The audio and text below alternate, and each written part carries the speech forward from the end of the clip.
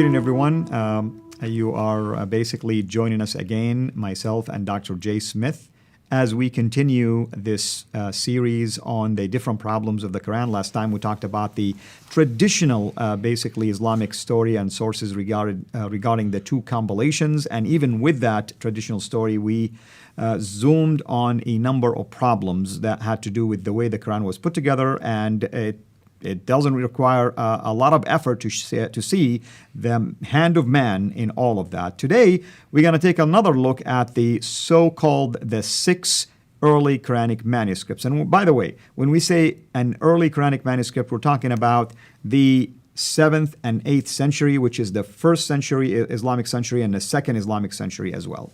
Dr. J, what would you have to say now about these 6 early manuscripts and what kind of problems we deal with? Now we're coming probably to the most damaging material that I've come across. This is material that I didn't have 35 years ago when I began, not even 25 years ago when I was moved to London to really confront the Quran. We didn't have what we have today. And the reason why is because Muslims have always made this claim that the Quran, eternal, sent down, completed at the time, first, as we saw in the last episode, first time was with Abu Bakr, and then second time with Uthman. And that Quran, the Uthmanic recension, is the final canonized text. That this book that I have in my hand right here, this one here, that this is the Uthmanic recension. This is the Uthmanic Quran. Correct. That's what I've always heard.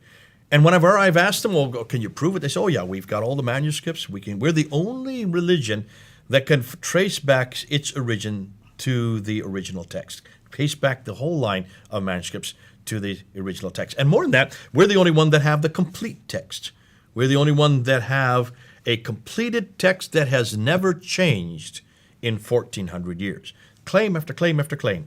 And we talked about this already, with what Shabir Ali said, and of course the earlier, we did that in our previous episodes, so we don't need to repeat that. But there was no way that we really could rebut that. There's no way that we could come back on it because we didn't have access to these manuscripts. So I remember asking many times, tell me, where are these manuscripts? Dr. Shabir Ali, who I've debated 6 times, he refers over numerous times to the Topkapi.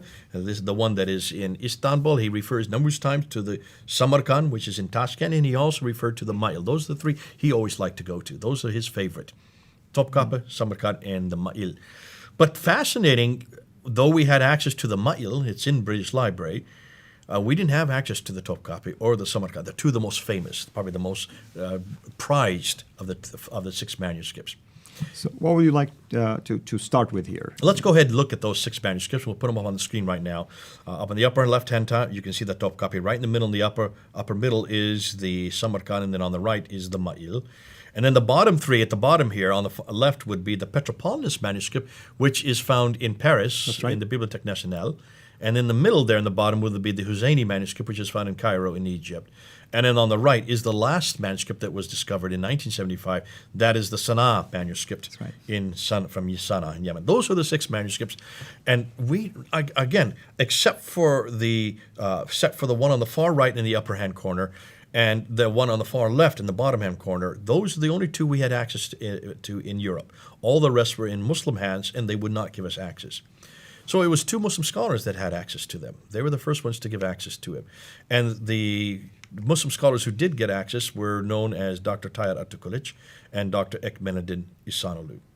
And what I like to do is show their pictures. Here is a picture of Professor Dr. Ekmeluddin Ihsanolu. He's a founding director general of IRSISA from 1980 to 2004. He's a secretary general of the Organization of the Islamic Conference Research Center. And he, along with this gentleman that I'm showing you right here, Dr. Tayyar Atakuluc. Dr. Tayyar Atakuluc is a leading scholar in the Quranic studies. He was the ex-president of the Turkish Religious Affairs, and he's deputy in the Turkish parliament. So this man is high up. In fact, he is more the scholar than Ekmeluddin Ihsanolu is. And it's Atakuluc, really, who is the author of the book they both came up with that we see there on the slide called Al-Musaf al-Sharif. Now, you have this book, do you not? That's right. And it's basically they took the images of these manuscripts and put it together in what looks like a Quran, basically. Okay. Now, we do have the book ourselves back in London at our library there. I know Dan Brubaker has one in his library. Josh Lingle has one in his library. So a number of us have paid the $400 to get the entire book, because it was then published in 2009. The English copy was made available in 2013. I saw my first copy in 2014. 2013, and I immediately challenged Shabirali, Dr. Shabirali, to a debate on these manuscripts. And that debate was on September the 29th, 2014 in Toronto. And if anybody wants to go see that debate, you can go see it. Just get up on YouTube and just type in The Great Debate, Shabirali versus J. Smith. The classic debate, J. Smith versus Shabirali. You only need to watch the first 50 minutes. That's right. Because pretty much we destroyed him in the first 50 minutes. It was that simple. He did not know what was coming. He had no idea that we were going to out and look at these 6 manuscripts. And we were going to show what the Muslims said first. Now, here, you want to go through what they want to say. Absolutely, because we want them to see that their own scholars are making remarks related to these manuscripts. Absolutely. Now, what he said, and the first thing he said about the Topkapi, which is considered to be the best amongst them. We have none of Uthman's Musafs, Ekmeluddin Ihsanalu said. That's important. Okay, now why is that important? Because he's admitting that this is not one of those copies that we keep thinking as grow up as a Muslim, or Muslims think it's one of those that were sent to the provinces. That shoots that whole notion that Uthman's recension still exists today. That's right. Which I've heard for 35 years. Meaning no original. There's no original right. text. Number one, and Muslims, please hear us when we're saying that. It's not us saying that. This is Ekmeluddin Ihsanalu and Dr. Tahir Abdul saying that. Secondly, he said, nor do we have any copies from those Musafs. Not only do we not have the original, we don't even have any copies. These Musafs date from the later Umayyad period. Now, the later Umayyad period goes from about 651 to 749 or 750. Correct. For about 100 years. Exactly. And then the Abbasid came. And the Abbasids then come in after that. The Abbasids were headquartered in what is today Persia. Back then, the Umayyads were headquartered in Damascus, much further north. We're going to talk about that in another episode. Why is it doing way up in Damascus? Okay, but that's for another day. Certainly, you do have this Umayyad period. So these are Umayyad Qur'ans, 650 to 749. Let's see what Dr. Tahir Abdul says. Dr. Abdul says, no serious scholarly work has been done on them. So this is nothing more than speculation. Everything we've heard about the Quran up to this time is nothing more than hearsay. That's right. These Musafs date from the early to mid-8th century. They are not Uthmanic, nor copies sent by him. So there goes that theory too. Now, let's look at the Topkapi, and let's go through real quickly. We don't have time to go through all of them. The Topkapi, that's the Al-Musaf al-Sharif. That's a picture of the cover of the book that they came out with. There you can see some pages. That's the Fatiha, in the middle there. If you can see, a lot of it's missing. And this is what you'll find. If you look at the style of writing, you notice it's Kufic. You've mentioned this before. That's right. It's very stylized writing. His conclusions are this, and this is what he says. He dates it to the second half of the 1st century AH and the first half of the 2nd century AH. Why? Because of the voweling and the dotting. Now, help me here. What is AH, and what does this date mean? And that's basically, it's called the Hijra, which means that from the date Muhammad immigrated from Mecca to Medina. And that happens in 622 AD. Okay. And from that date forward, you start getting the 1st century Islam, So 2nd second century half Islam. of the 1st century would be 672. Yeah, because you had 50 years to And it. the first half of the 2nd century, well, the 2nd century begins in 722. Yeah, right. So the first half of the 2nd century goes up to 772. Correct. So basically he's saying from 672 to 772 by our reckoning. That's right. That's 100 years that he's getting into that. Now, he doesn't say how, except because of the voweling and the dotting. Correct. That's all he says. Is the reason And he he's came to that looking at conclusion. the style of the voweling. By the way, there are 2 systems in here, one early and one later. So he's probably taken that into consideration. Okay, now there's others that he quotes in his book, and I'll just read here. I have it right here. He also quotes Fehmi Edem Karatai, who says that he's rather vague in his dates, and he says this Musaf may have been copied in the 1st or 2nd century. So he's basically agreeing with Atakulich and Ekmeluddin Ihsanalu. He then quotes Dr. Muhyiddin Serin, much more specific, who says the date is probably to the turn of the 2nd century Hijrah. Turn of the 2nd century, that would be 722 and later. That's correct. So he's putting it even later. He's not putting it all in the 7th century. He's saying 722 or later. Then he says, however, folios. Now, remember, there are 408 folios, I think it is, in this text. It is 408 folios. That's correct.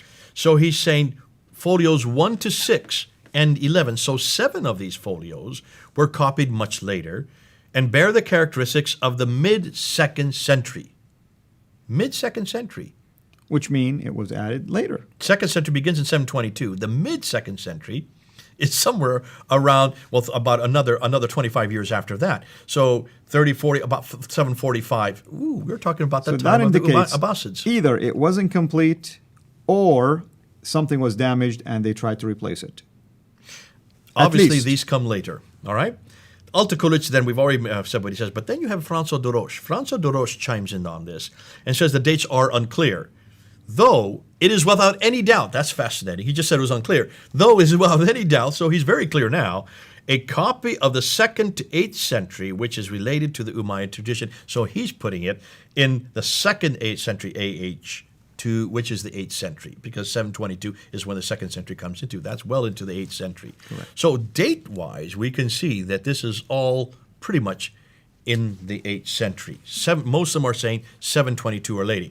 Now, there are some Muslims, like our friend, I don't have to name him right now, but who has chimed in, has been Muslims at Speaker's Corner. They would like to take that first date, 672. They just jump on that real quickly without second. No, that's not what any of these scholars are saying. Right. They're saying from 672 up to 772.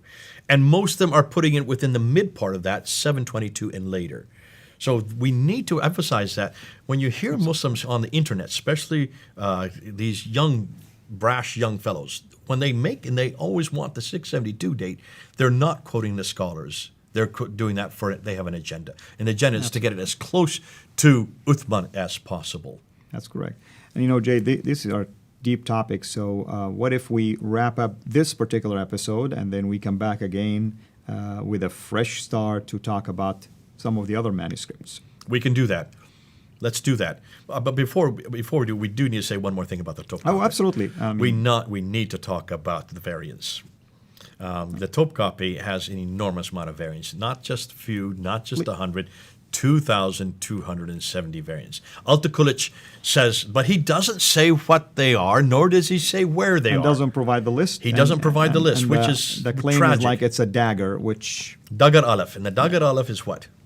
It's just a short aleph, basically, that you put it above, basically, a letter to make it sound like an ah. A long ah. And it was added at a later date, which we know the Dagar Alefs were invented much later. That's right. And so he's saying that that's all it is. No, he's not. He's saying quite a number of them.